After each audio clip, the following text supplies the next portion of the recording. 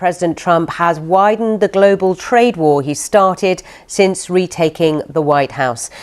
He's announced a 25% tariff on all cars imported into the United States from the 2nd of April.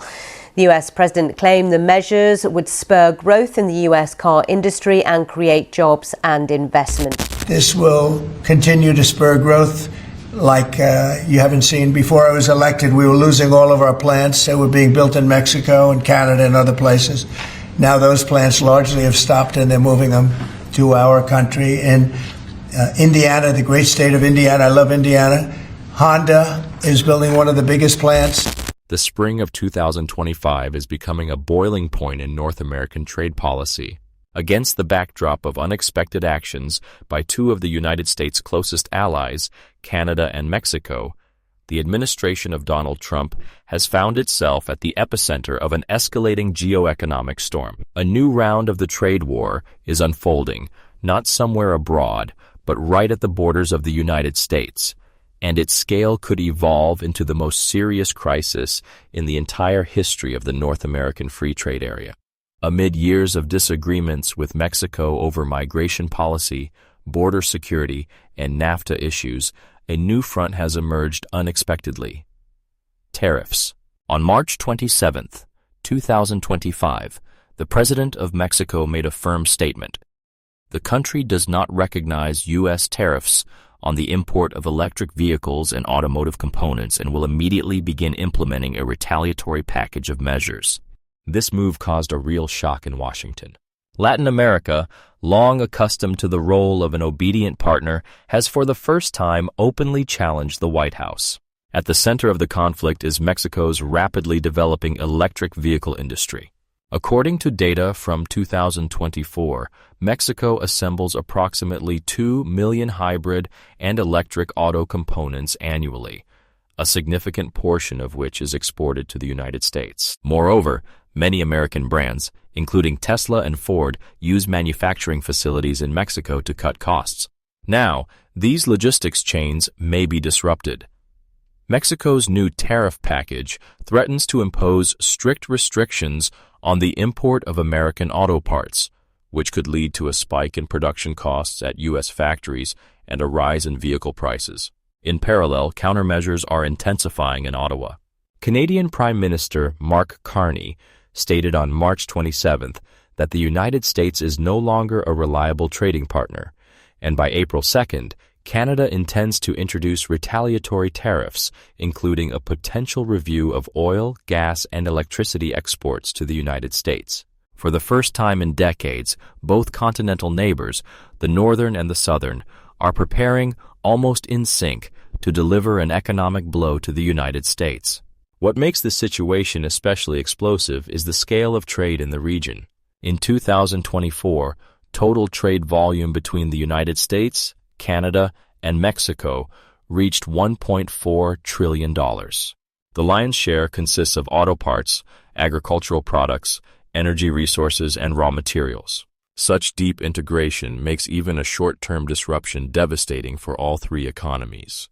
However, Washington's actions, especially the unilateral tariffs under the America First slogan, have provoked an unprecedented diplomatic and economic response.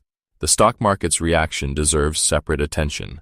As early as the next day after Mexico's announcement on March 28, 2025, information began circulating behind the scenes on Wall Street that the Trump administration had not expected such an aggressive response. An unofficial source in the White House confirmed, the situation is being monitored with concern. Meanwhile, analysts in Canada cautiously celebrated. Mexico surprised not only the United States but also us. We didn't expect them to take such measures. The key question now is, can the United States withstand pressure on two fronts? If on April 2nd Canada launches its retaliatory package and on April 15th Mexico follows, Trump will have to either capitulate and return to the negotiating table or engage in a full-scale trade war with two of his closest allies. Paradoxically, it is electric vehicles that have become the epicenter of a geopolitical conflict. In the context of the green transition, as electric vehicles become a key element of the global market, the United States is striving to create protectionist conditions for its manufacturers.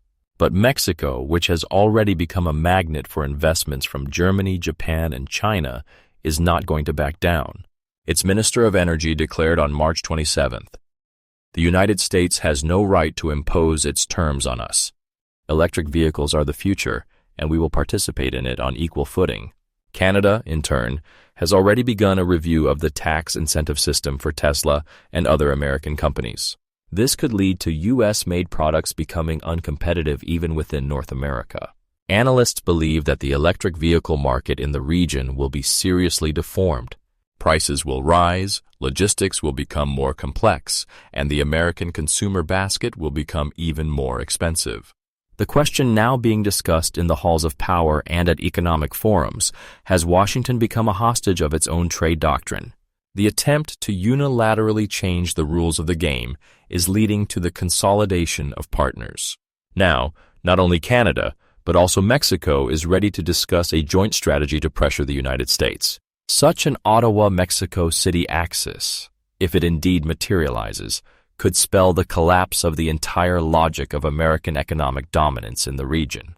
The threat of disrupted supply chains, rising prices, and increased political instability within the United States ahead of the elections. All of this is a real consequence of the unfolding confrontation.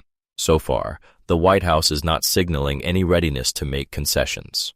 However, pressure from both sides may leave the Trump administration with very little room to maneuver. So, we are left to wait for the key dates, April 2nd and April 15th. If no agreement is reached by these dates, the world will witness a new phase of economic war in North America, with consequences that will affect not only the continent, but the entire global market.